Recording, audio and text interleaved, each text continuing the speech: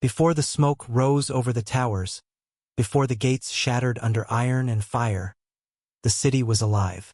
Merchants filled the market streets with voices from distant lands. Spices from the east mixed with the scent of fresh bread. Bells rang from the cathedral towers every morning, echoing through stone alleys that had existed for centuries. It was a proud city. Its walls were legendary, thick stone barriers built to withstand armies. Generations had believed those walls made them safe, protected, untouchable. Among the noble families who lived inside those walls was a woman named Lady Eleonora. She was not the most powerful noblewoman in the city, but she was respected, intelligent, quietly influential. Her family had served the ruling court for generations, advising governors and negotiating alliances with neighboring territories. Unlike many nobles, Eleonora spent time beyond palace halls. She visited hospitals funded by her family. She spoke with merchants about trade problems. She even listened to soldiers returning from distant campaigns. She understood something many rulers ignored. Cities fall when people stop believing they can. And recently belief had begun to weaken. Rumors arrived months before the army did. Villages burned beyond the border. Watchtowers abandoned. Messengers riding through the gates at night with urgent warnings. An invading force was moving west. At first, the council dismissed the threat. Armies had approached the city before. None had succeeded. But this army was different. Larger, better organized, and relentless. Soon refugees began arriving at the gates. Farmers with carts. Mothers carrying children. Entire villages fleeing ahead of the advancing soldiers. They told terrifying stories. Fields destroyed. Fortresses collapsing. Cities taken in days. Inside the council chamber, arguments grew louder with every report. Some nobles demanded stronger defenses. Others insisted the walls were enough. Eleonora listened carefully. She noticed something troubling. The generals disagreed with each other. The council delayed decisions. Supplies were not being distributed properly. Confidence was cracking. One evening she stood atop the western wall as the sun set over distant hills. Beside her stood Captain Merrick, commander of the city guard. "What do you see?" she asked quietly. He did not answer immediately. Finally he said, "An army that will arrive sooner than our leaders expect." The wind carried distant smoke across the horizon.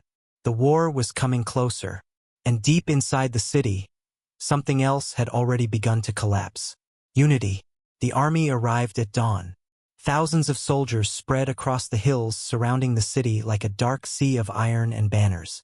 From the towers, defenders watched siege engines being assembled with terrifying efficiency. This was not a raiding force. It was an invasion. The gates were sealed immediately. Messengers rode through the streets ordering civilians to store food and water. The siege had begun. Days turned into weeks. Massive stone projectiles crashed against the walls. Archers exchanged fire across the battlements. Fires burned outside the gates where the enemy destroyed nearby farmland. Inside the city, fear grew slowly but steadily. Food prices rose. Arguments erupted in marketplaces. And whispers began spreading among the population. Some blamed the council. Others blamed fate. Eleonora spent much of her time organizing relief for wounded soldiers and displaced families. Her presence reassured people who no longer trusted the city's leaders. But even she could see the situation worsening. Supply stores were not as full as officials claimed. Several sections of the wall had already been weakened. And worst of all, the enemy seemed patient. They were not rushing the attack. They were waiting for exhaustion, waiting for hunger, waiting for the city to weaken itself. One night Captain Merrick arrived at her residence with grim news. They've begun tunneling beneath the eastern wall. Underground mines. If successful, they could collapse entire sections of the fortifications. Eleonora realized something chilling. The enemy understood the city better than its own rulers did. As weeks passed, exhaustion settled over the population. Churches filled with desperate prayers. Families rationed food carefully. But the council still argued. Some nobles secretly prepared escape plans. Others refused to believe the walls could fall. Eleonora began preparing something different. A record, documents, letters, evidence of what was happening inside the city. If the worst occurred, she wanted the truth preserved. She had no idea how important those records would become, because when the final attack came, she would vanish without explanation. The attack came during a storm. Thunder rolled across the sky while rain battered the city's towers. Lightning illuminated the battlefield outside the walls. And then, the ground shook. A section of the eastern wall collapsed in a deafening explosion of stone and fire. The enemy had succeeded. Their tunnels had brought the wall down. Soldiers poured through the breach like a flood. Alarm bells rang across the city as defenders rushed to stop the invasion. Street fighting erupted immediately. Torches lit the chaos. Screams echoed through narrow alleys. Eleonora watched the battle unfold from a balcony overlooking the lower districts. The city was losing. Even from a distance she could see the defenders falling back street by street. Captain Merrick arrived, wounded but still standing. "You must leave," he told her urgently. "There's no safe place left." But Eleonora refused to abandon the people she had spent years helping. Instead she gathered her documents, records of the siege, letters exposing corruption inside the council, details of the city's failures. History needed to know the truth. But time was running out. The enemy army was moving closer to the noble quarter. Fires were spreading rapidly. The city that had stood for centuries was collapsing in a single night. And somewhere in that chaos, Lady Eleonora disappeared. When morning came, the conquerors controlled the city. Smoke drifted above ruined districts. Survivors were gathered into groups under armed guard. The ruling council had either fled or been captured. But something strange quickly became clear. Lady Eleonora was missing. Her residence was empty. Her servants were gone. Her documents had vanished. No body was found among the dead. No witness saw her escape. Some claimed she had been captured by the invading army. Others believed she fled through secret tunnels beneath the city. A few whispered a darker possibility, that someone inside the city had silenced her. Because the records she had been keeping contained dangerous truths. Proof of corruption. Proof of incompetence. Proof that the city's leaders had ignored warnings that could have saved thousands.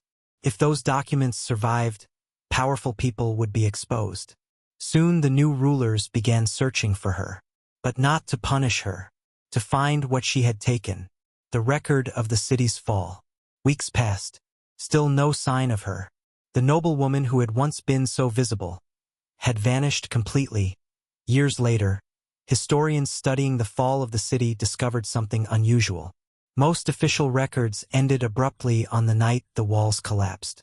Council documents were incomplete. Military reports contradicted each other. Large portions of the city's history had simply disappeared. But a few scattered letters survived. Mentions of a noblewoman collecting testimony during the siege.